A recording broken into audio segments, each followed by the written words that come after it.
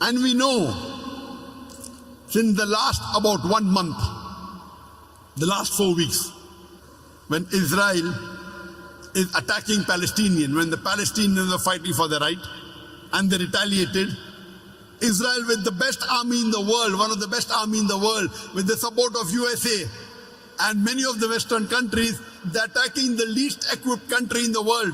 They're attacking Muslims in Gaza and Palestine and killing them in thousands. And targeting civilians, targeting hospitals, targeting schools, it's against the international law.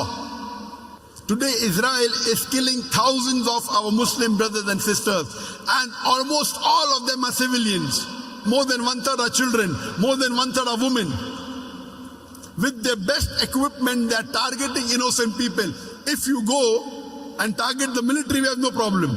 They are targeting specifically innocent Muslims in Gaza and Palestine, and the world is silent. What is the UNO doing? Just because some countries can put veto? It's only a symbolic protest, that's it.